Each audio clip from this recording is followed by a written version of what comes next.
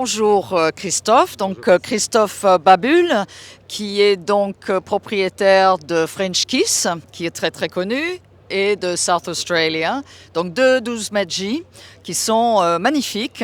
Donc South Australia, comment il s'est comporté pendant la Toulon-Provence Regatta? Donc South Australia, vous le voyez, il est juste à ma droite.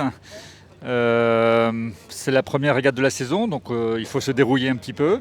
Mais il a très bien marché, particulièrement aujourd'hui, parce qu'il y avait des belles conditions de vent, avec un vent qui était au départ de 14 nœuds, qui montait progressivement.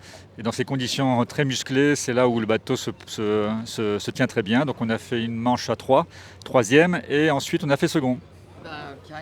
Bravo, bravo, c'est excellent. Et jusqu'à combien de nœuds est-ce que vous pouvez donc naviguer sur l'eau? Donc en fait, on prend des départs jusqu'à 22 nœuds.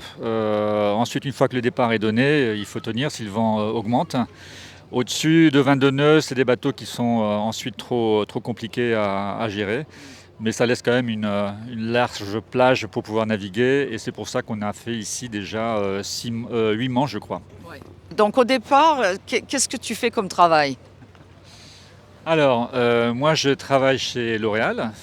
J'ai la chance d'être directeur financier du groupe et j'y travaille d'ailleurs depuis plus de 30 ans. Et pour moi, voilà, la voile, c'est l'espace de liberté, c'est un grand moment d'évasion et de retrouver aussi beaucoup d'amis, un univers très différent, très rafraîchissant, ça me vide la tête, hein, et ça me permet de repartir ensuite tout frais quand il y a d'autres échéances côté boulot. Et à quel âge est-ce que tu as commencé à naviguer?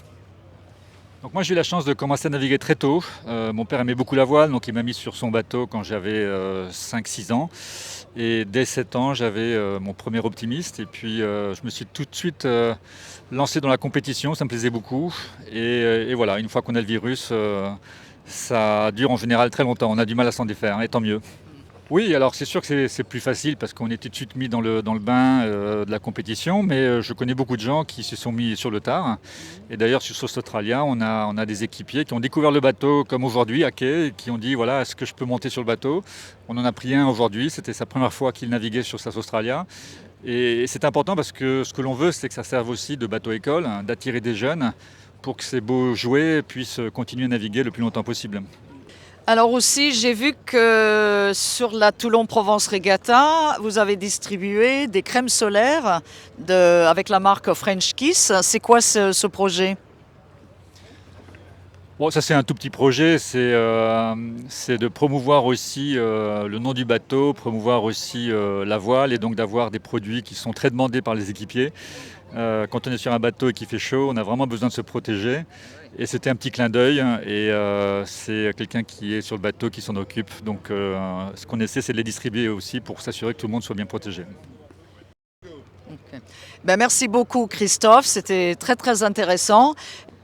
Merci beaucoup Patsy et encore bravo à toute l'organisation parce que la Toulon-Provence Regatta, c'est une merveilleuse organisation. Donc merci à tous les bénévoles et c'est une invitation à revenir.